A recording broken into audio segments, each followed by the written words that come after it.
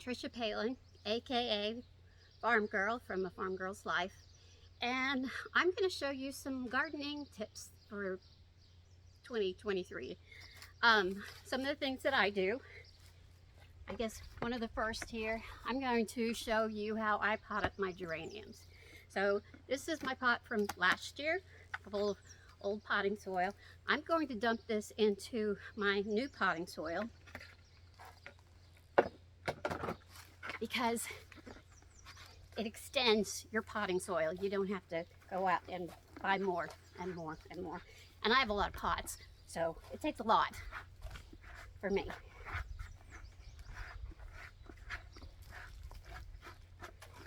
Okay, in the bottom of my pots, I'll just show you. I like using clay pots also. Not as much since it's been so hot and dry here in the summertime, but when they break, and things break a lot around here. We have lots of dogs and lots of grandkids, and they're just running in and out and stuff gets knocked over. So anyway, I bust them up and use them in the bottom of my pots. They're great for using in place of gravel or rocks. Great for drainage. So this is the other thing that I do. This is manure, cow manure, composted cow manure. Yes, I got it from the cow lot behind the barn. And this is what I'm going to do. This is how I'm going to amend or add to re-energize my soil. I'm going to just dump it, not all of it, but some of it, good amount in there, and then I'm going to mix it up.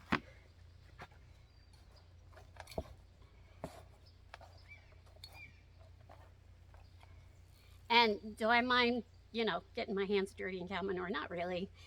It dries, it ends up going to dirt. So once it's dry, I wouldn't necessarily like to put my hand in a wet one, but once it's dry, it's not a big deal.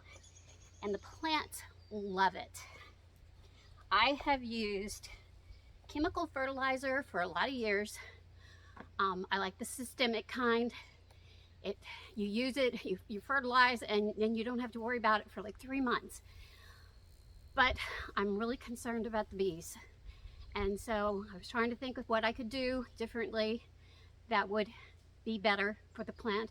As long as your plant is healthy, even if they get diseased or if bugs invade, they can still go on and grow and come back because they've got healthy, good soil to grow in. So this is what gives them healthy, good soil. I don't know why I haven't done this before, but anyway. So I'm going to take my pot out of the plant out of the pot. And on the bottom here, I'm going to tickle this. I'm going to loosen these roots a little bit because they're all pot bound. And this way they've got room, they've got a place to grow. They'll start growing down and out instead of just staying right there. And I'm going to put it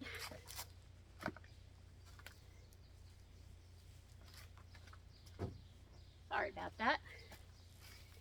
The other thing is, this is Sluggo. I have had trouble with snails and those little roly-poly bugs.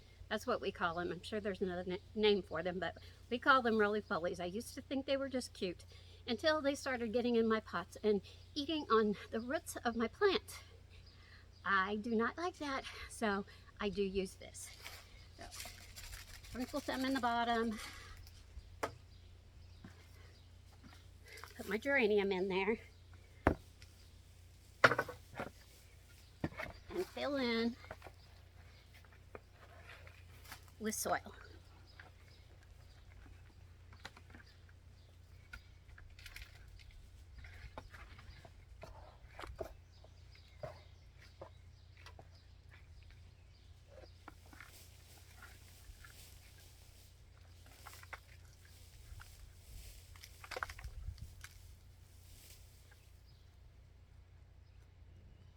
A little later, I'll introduce you to our baby calf. We have an orphan baby calf this year that's back in our barn lot.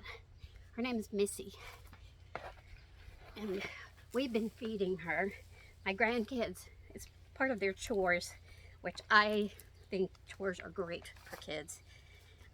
They have bunnies, and we have goats, and they have rabbits, and then cats. We have outdoor cats, and that's their job. They're 5 and almost 6. I'm sorry, 7 and almost 6, and they're doing great. We have to remind them, but they're doing great. Anyway, so that's it. I'm going to water this really, really well. You should always water your plants after you plant them in a flower bed, in a pot. It doesn't matter what you do or where you put them. They always need water because it helps the roots to start growing into the soil and helps them to establish themselves. So not only that, that just gives them a really good drink. And I guess that's it for now. So I'll show you something else here later on. Bye.